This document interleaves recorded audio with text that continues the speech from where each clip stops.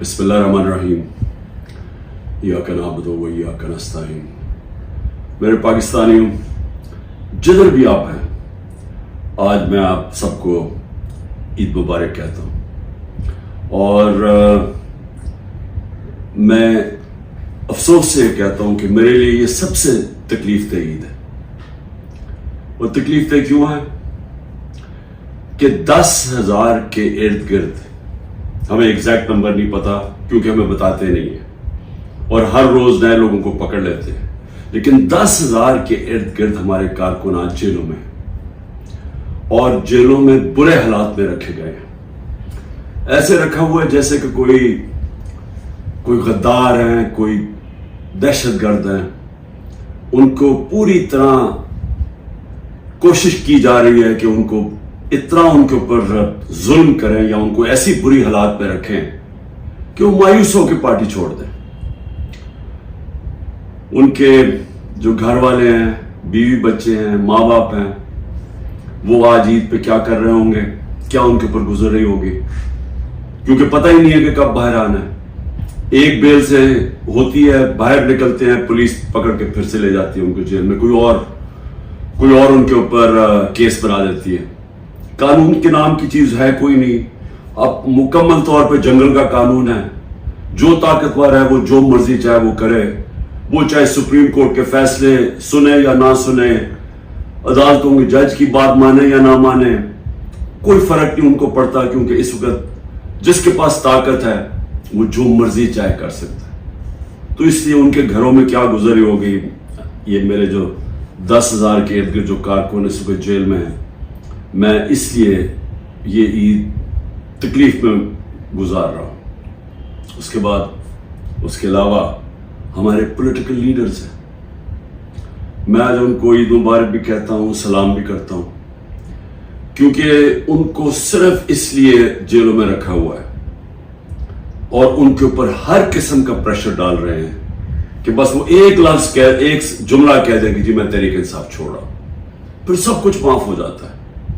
جس طرح پوچھا گیا ایک سوال پریس کانفرنس کے دوران ISPR کی کہ جی بتائیں کہ یہ اتنے بڑے الزام لگائے ہوئے بغاوت کے اور دہشت گردی کے، لیکن جب وہ پارٹی چھوڑتے تو سب معاف ہو جاتا ہے.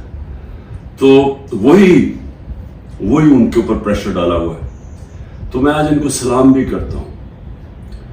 ہمارے خاص طور پہ جو خواتین، ابھی تک 50 خواتین صرف لاہور کے جیل میں ہیں، جس میں ڈاکٹر یاسمین اور عالیہ حمزہ، ان کو میں خاص طور پہ خراج تحسین پیش کرتا ہوں. ان کے علاوہ بھی جو اور عورتیں ہیں، لیکن ان کے اوپر پورا زور لگایا گیا ہے کہ یہ پارٹی چھوڑ دیں یا یہ اپروور بن جائیں. اپروور بننے کا مطلب کہ جی عمران خان نے ہمیں کہا تھا کہ وہاں جا کے جلاؤ گھراؤ کرو، تو اس لیے اگر وہ یہ کہہ دیں تو ان کو پھر جیل سے نکال دیا جائے گا. اور باقی جو میرے اسٹالورٹس ہیں، جس میں شیریار افریدی ہے، جو اس کے اوپر جو گزری ہے، ان کی بیوی کو اٹھایا ساتھ، پھر بیوی کو پکڑنے اور بچوں کے ساتھ پکڑنے کی کوشش کی، اور جن حالات میں رکھا، وہ جو ڈیتھ سیل ہوتا ہے اس کے اندر چھوٹے سے کمرے میں توڑنے کے لیے اس کو، علی محمد جتنا پریشر اس کے اوپر، بار بار اس کو پھر جیل میں لے آتے ہیں. اور یہاں میاں محمود رشید، اعجاز چودھری، عمر چیمہ کی بیوی کو پکڑ کے جیل میں ڈال دی. اس کا کیا قصور ہوگا صرف توڑنے کے لیے کہ کسی طرح یہ کہیں کہ ہم تحریک انصاف چھوڑ رہے ہیں. اور میں جس طرح اپنے اور اسٹالورٹس ہیں، میں ان کو آج خاص طور پہ آج سلام کرتا ہوں، عید مبارک بھی کہتا ہوں. اس کے علاوہ میں آج یاد کرنا چاہتا ہوں 16 لوگ ہمارے شہید ہوئے، گولیاں ماری گئی ان کو 9 مئی کے بعد. کوئی ان کی بات ہی نہیں کر رہا کہ 16 لوگ جو کنفرمڈ ہمارے پاس ہیں جن کی شہادتیں ہوئی ہیں. اس کے علاوہ 9 اور ہیں، لیکن ہم اس لیے کنفرم نہیں کر سکتے کہ ان کے جو گھر والے ہیں وہ چھپے ہوئے ہیں. یہ جو دہشت اور یہ جو خوف کی فضا بنائی ہوئی ہے وہ چھپے ہوئے ہیں اور وہ کنفرم نہیں کرتے، بولتے بھی نہیں ہیں. 16 کا تو کنفرم ہے. 25 کو گولیاں لگی جس سے شہید ہوئے. اس کے علاوہ دو نوجوانوں کی ٹانگیں کٹ گئی اور ایک کے پیٹھ میں گولی لگی جس کی وجہ سے وہ پیرالائز ہو گیا, بیڈ ریڈن ہے مکمل طور پر. کوئی انویسٹیگیشن نہیں ہوئی, کوئی نام نہیں لیتا. بلڈنگ جلی, میں خود کہتا ہوں کہ ان کے جنہوں نے بلڈنگ جلائی ان کے خلاف ایکشن لینا چاہیے, انہوں نے جرم کیا.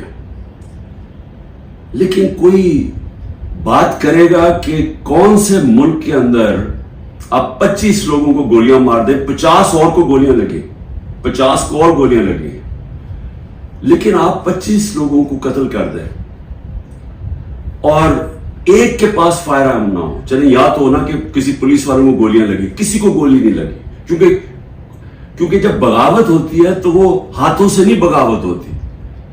بغاوت جب ہوتی ہے تو وہ ہتھیار ہوتے ہیں آپ کے پاس. یہ کیسی بغاوت ہے کہ کسی کے پاس ہتھیار ہی نہیں تھے؟ کبھی کوئی فوج کے خلاف بغاوت کر سکتا ہے ہاتھوں کے ساتھ؟ ان کے پاس بندوقیں ہیں. ہماری ماشاءاللہ دنیا کی تکڑی ترین فوج ہے. تو اس کیا ہم نے بغاوت کرنی تھی؟ یہ ان لوگوں کو نہاتے لوگوں نے جا کے فوج پہ چڑھائی کر دینی تھی. پرامن احتجاج کرنا جو ہمارا حق ہے. آئین کوئی پاکستان کا ایسا علاقہ نہیں جدھر ہمیں اجازت نہیں ہے پرامن احتجاج کرنے کی. برطانیہ کے اندر جو سب سے ان کی مقدس جگہ ہے وہ ان کا پرائم منسٹر کا ہاؤس ہے, 10 ڈاؤننگ اسٹریٹ. ہر دوسرے دن وہاں احتجاج ہو رہا ہوتا ہے پرامن. یہ تو جمہوریت کے اندر ہوتا ہے. تو یہاں تو ایسے بنا دیا کہ پرامن احتجاج بھی جو بھی وہ مل گیا کہ کنٹونمنٹ کے اندر وہ سارے دہشت گرد ہیں, بغاوت کر رہے تھے. لیکن کسی نے ابھی تک نہیں, 40 دن ہو گئے ہیں, یہ نہیں پوچھا کہ یہ بھی پاکستانی تھے. جو 25 لوگ ہیں جن کی 16 کی کنفرمڈ شہادتیں, کوئی پوچھا نہیں. جو بےچارے 2 لوگوں کی زندگیاں ضائع ہو گئی, ان کی ٹانگیں چلی گئی, ایک جو پیرالائز ہو گیا, بستر میں ہو گیا, کسی نے نہیں پوچھا کہ ان کا قصور کیا تھا. اگر یہ پرامن احتجاج کر رہے تھے تو کیسے گولیاں ماری ان کو؟ کیا کسی کے پاس کوئی ہتھیار تھے؟ کسی کے پاس ہتھیار نہیں تھے. اور یہ المیہ ہے ہمارا کہ طاقتور جو فیصلہ کرتا ہے وہی ہوتا ہے. طاقتور نے فیصلہ کیا کہ جناب یہ بغاوت انہوں نے کیا ہے, ان کو مارو. کسی نے نہیں پوچھا کہ ایک مہذب معاشرے میں کیا دوسرے کو بھی وقت ملتا ہے اپنی صفائی پیش کرنے کا؟ پھر صحافیوں سے جو ہو رہا ہے, عمران ریاض غائب ہے, ابھی تک کوئی پتہ نہیں کدھر ہے. 40 دن ہو گئے, ان کے گھر میں بچے ہیں, بیوی ہے. وہ کیا اس کا کیا جرم تھا؟ کیا اس نے بھی بغاوت کی تھی؟ کیا وہ اپنا موقف ہی پیش کر رہا تھا نا؟ تو کون سی جمہوریت میں اس کی اجازت نہیں ہے؟ 4 بڑے بڑے صحافی ملک چھوڑ کے باہر چلے گئے. ایک نے ابھی اعلان کیا ہے, پرانا 50 سال پرانا صحافت کرتا ہے کہ جی میں اب سیاست پہ بات ہی نہیں کروں گا. تو یہ کیوں اتنا خوف ہے؟ کیوں اتنا خوف ہے کہ دوسرا موقف نہ پیش ہو جائے؟ کیوں میڈیا کے اوپر پورا کنٹرول کر لیا ہے کہ سارے میڈیا کا منہ بند کر دیا جائے اور صرف جو سرکاری ورژن ہے وہ صرف میڈیا پہ آئے؟ کیوں ڈر ہے؟ اگر آپ سچ اور حق پہ کھڑے ہیں تو بولیں تو دوسروں کو, آپ ثابت کریں. یہ جو سارے حربے استعمال کیے جا رہے ہیں اس کا صرف ایک مقصد ہے, تحریک انصاف کو ختم کرنا, ملک کی سب سے بڑی جماعت کو توڑنا. ڈرے ہوئے الیکشن سے. اور یہ کب سے شروع ہوا ہے؟ یہ جب سے رجیم چینج ہوئی ہے تب سے یہ پلان بنا ہوا ہے کہ عمران خان کو جنہوں نے ہٹایا انہوں نے اب دوبارہ واپس نہیں آنے دینا. اور ادھر سے دیکھ لیں 25 مئی کو جو انہوں نے کیا کبھی پاکستان کی تاریخ پہ نہیں ہوا. اندر فیصلے, بند کمروں میں فیصلے ہو جی تو ممی ڈیڈی ہیں, یہ تو جی بغیر کراؤڈ ہے, ان کو ایک تو آپ پھینٹا لگائیں گے اور یہ جو کریں گے تو یہ چپ کر کے پیچھے ہٹ جائیں گے. وہ نہیں ہوا. 30 بائی الیکشن جیت گئے 37 میں سے. اس کے بعد مجھے قتل کرنے کی کوشش کی. سب ایک ہی کڑی کا حصہ تھا کہ عمران خان کو اب نہیں آنے دینا. قتل کرنے کی کوشش کی, اللہ نے بچا لیا. اس کے بعد جیسے میں باہر نکلا, ابھی ٹھیک ہی ہوا تھا, 3 مہینے تو مجھے ٹھیک ہونے میں لگے. اس کے بعد جب میں ٹھیک ہو رہا تھا ہوا घर पे हमला कर दिया, 24 घंटे घर पे अटैक किया रेंजर्स और पुलिस ने। उसके बाद मुझे 18 मार्च को कत्ल करने की कोशिश की जुडिशियल कॉम्प्लेक्स, जिधर मैं अपनी जमानत करवाने जा रहा था। क्यों? सिर्फ ये कि इमरान खान ने अब इलेक्शन नहीं लड़ना, इसलिए इसको नहीं आने देना हमने पावर में। फिर ये जो हुआ है 9 मई को, अब ये 9 मई की मैं फिर से कहता रहता हूं, इन्वेस्टिगेशन तो हो। मैं ये कहता हूं कि चले मिलिट्री कोर्ट्स कर दे, चले इमरान खान को आप ये इन अदालतों में नहीं, मिलिट्री कोर्ट्स में गए, लेकिन उस मिलिट्री कोर्ट के अंदर मुझे मौका मिले, टेलीवाइज हो, सबको पता चले, मुझे अपना मौकफ पेश करने का वक्त दिया जाए। आप अपना मौकफ दे, मैं अपना मौकफ देता। क्योंकि क्या हम सच और हक चाहते हैं कि पाकिस्तान में ऐसी चीजें आगे से ना हो, या सिर्फ और सिर्फ मकसद ये है कि किसी ना किसी तरह तहरीक इंसाफ को खत्म करें? इस ईद के ऊपर जितनी मैंने पाकिस्तान में मायूसी देखी है, मैंने अपनी जिंदगी में नहीं देखी।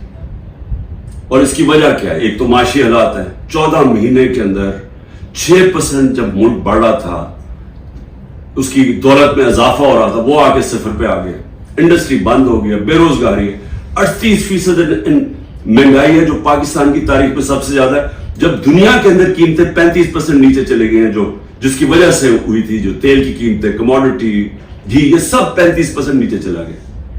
और हमारे मुल्क में तारीखी इन्फ्लेशन हम जब छोड़ के गए थे 12% थी। तो मायूसी है, तो माशी हालात ऐसे।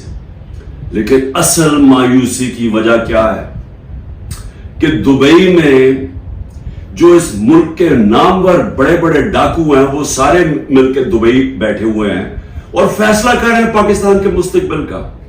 ये है मायूसी। ये वो लोग हैं जिन्होंने 25 साल एक दूसरे की करप्शन कौम को बताई। ये 90 की दिहाई में 2 दफा करप्शन में गवर्नमेंट्स गई और एस्टेब्लिशमेंट ने इनको गिरवाया, क्योंकि इनकी करप्शन, ये करप्शन कर रहे थे। इनकी करप्शन के चर्चे पहली दफा है, सारे माल पता चला। फिर ये हुदैबा पेपर मिल के अंदर आया कि शरीफ खानदान कैसा पैसे मुल्क से बाहर निकाल रहे थे, दोनों मुल्क से पैसा चोरी करके बाहर लगा रहे थे, ये इल्जाम थे इन पे। उनको हटाया, जनरल मुशर्रफ आए, उन्होंने इनकी करप्शन बताई दुनिया को कि इन्होंने कैसे मुल्क को लूटा, और फिर एनआरओ दे दिया। 10 साल फिर लूटा इन्होंने। अब वो लोग आज बैठ के, जो मुझे लोगों ने वोट दी थी, इनको इनसे तंग आके वो आज मुल्क के मुस्तकबिल का फैसला कर रहे हैं। ये है मायूसी। यही मुल्क की एस्टेब्लिशमेंट ने इनकी चोरियां बताई हैं। इन्होंने हमें, हमारे जैसे लोगों को बताया कि कौन से, ये जब फलाने मुल्क में गए तो वहां कौन सा जरदारी ने कॉन्ट्रैक्ट किया है। ये वो लोग हैं जिन्होंने पाकिस्तानी फौज को बदनाम किया मेमो गेट में और डॉन लीक्स में। ये वो लोग हैं जिनकी अरबों डॉलर बाहर पड़े हुए हैं। ये वो लोग हैं जिनके बाहर के अखबारों के अंदर इनके चर्चे हैं करप्शन के, किताबों के अंदर इनका बताया हुआ कि ये कैसे दोनों चोरी करते थे। ये आज सारे मिलके बैठ के मुल्क की मुस्तकबिल का फैसला कर रहे हैं। ये है मायूसी आज पाकिस्तान में। इसलिए लोग छोड़ छोड़ के जा रहे हैं। 9 लाख आपके प्रोफेशनल जब मुल्क से निकल जाते हैं, ये डॉलर से भी ज्यादा नुकसान है। जो डॉलर मुल्क से बाहर जा रहा है वो ज्यादा नुकसान है। पूछे, जब आपके मुल्क के अंदर क्वालिटी के लोग नहीं रहते, किधर से आप मुल्क चलाएंगे?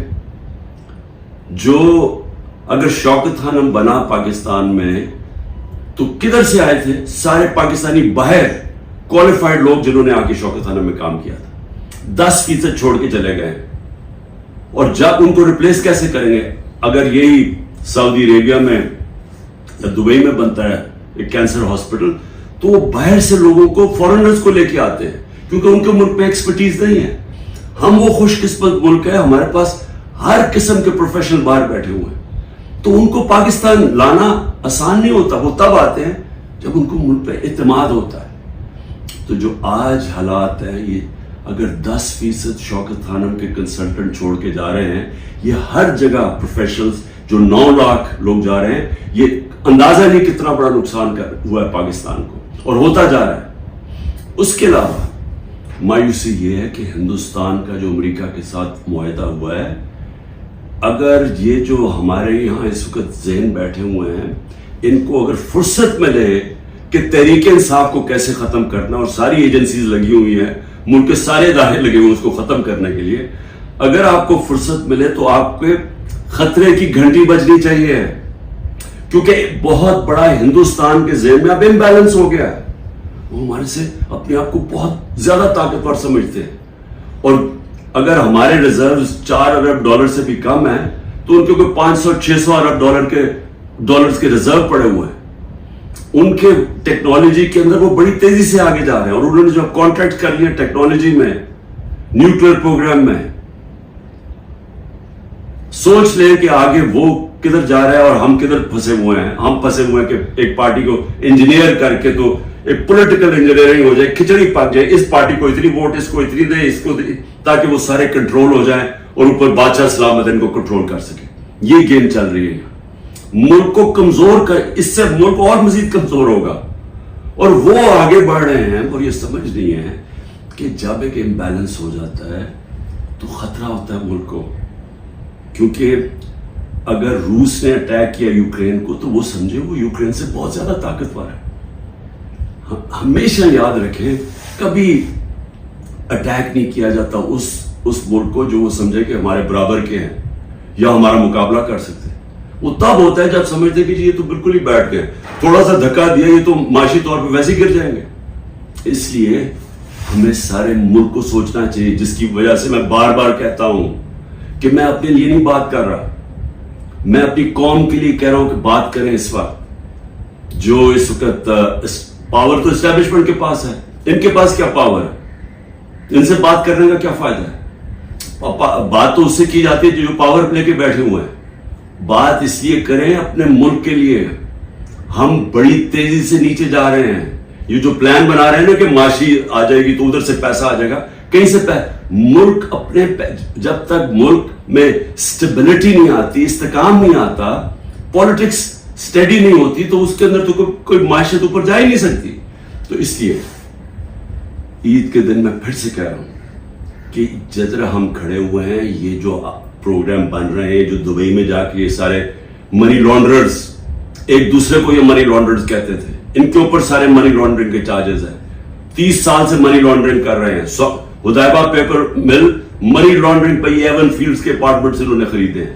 دوسرا جو زرداری ہے اس نے جو وہ خریدا ہے سرے محل، اور اس کے علاوہ جو ان کی باہر پراپرٹیز ہے، وہ ہمیں پوری بریفنگ دی گئی ہے اس چیز کی.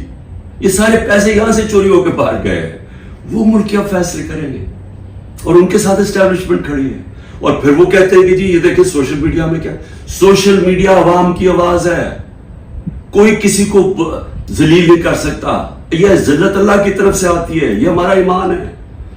کتنی کوشش کی ہے عمران خان کو اور پی ٹی آئی کو ذلیل کرنے کی. ذرا کریں نا آج الیکشن. میں چیلنج کرتا ہوں کہ ساری ان کو امپائر ان کو دے دیں، الیکشن کروا دیں. کیوں ڈر رہے ہیں الیکشن سے؟ کیونکہ آپ جو مرضی کر لیں، جب عوام کے دلوں میں ایک نظریہ آ جاتا ہے، آئیڈیا آ جاتا ہے، آپ اس کو شکست نہیں دے سکتے. انگریزی کا محاورہ ہے no force can defeat an idea whose time has come. جب ایک نظریہ آ جاتا ہے اس کو آپ شکست نہیں دے سکتے. آپ ڈنڈے مار کے، یہ بھیڑ بکریاں نہیں ہے کہ ڈنڈے ماریں گے، یہ مریں گے، ظلم کریں گے تو جو ایک دم یہ چپ کر کے بھیڑوں کی طرح آرام سے لائن میں لگ جائیں گے. یہ انسان ہے، انسان فیصلہ کر بیٹھے. جب بھی الیکشن ہوگا میرا چیلنج ہے تحریک انصاف جیتے گی. اور میں قوم کو کہنا چاہتا ہوں کہ یہ جو ظلم ہو رہا ہے اس وقت، اپنے ذہن میں ایک چیز تیار کر لیں کہ کبھی آپ نے خوف اور ظلم کی غلامی نہیں کرنی. میری نظر میں یہ شرک ہے. میں ہر قربانی کے لیے تیار ہوں. میں کبھی تسلیم نہیں کروں گا یہ جو پوری کھچڑی پک رہی ہے اور ہمیں سمجھ رہے ہیں کہ یہ خوف دلا کے، جیل میں ڈال کے، یا یہ جو میرے گھر والوں کے اوپر، بیوی کے اوپر، بہنوں کے اوپر، رشتہ داروں کے اوپر جو کر رہے ہیں، اگر ان کا خیال ہے کہ اس کی وجہ سے میں پیچھے ہٹ جاؤں گا یا ہاتھ کھڑے کر دوں گا، اس غلط، کیونکہ میں اس کو شرک سمجھتا ہوں. لا الہ الا اللہ کا مطلب اللہ نے ہمیں انسان کی غلامی سے آزاد کیا ہے. اللہ نے ہمیں اپنے ضمیر کے مطابق کہا کہ سٹینڈ لو، تو میں کبھی یہ تسلیم نہیں کروں گا. اور میں قوم کو بھی کہتا ہوں، آپ نے کبھی یہ جو کوشش ہو رہی ہے کہ ساروں کو ڈرا دھمکا کے سب ڈر جائیں اور ہم یہ جو کھچڑی والا سیٹ اپ لے کے آ رہے ہیں ہمیں کنٹرول کرنے کے لیے، میڈیا کو سب کو کنٹرول کرنے کے لیے، جو منہ کھولے اس کو پکڑے جیل میں ڈال دو یا وہ وی کو ڈالا پہنچ جائے گھر میں، اور اس سے ہم چپ کر کے بیٹھ جائیں گے. میں اپنی قوم کو کہنا چاہتا ہوں، آپ کو بھی، میں بھی تیار ہوں ہر قربانی کے لیے، آپ کو بھی تیار ہونا چاہیے. اگر آپ اس ملک کے مستقبل کو روشن دیکھنا چاہتے ہیں، غلاموں کی کوئی زندگی نہیں ہے. میری نظر میں غلامی سے بہتر موت ہے. پاکستان زندہ باد.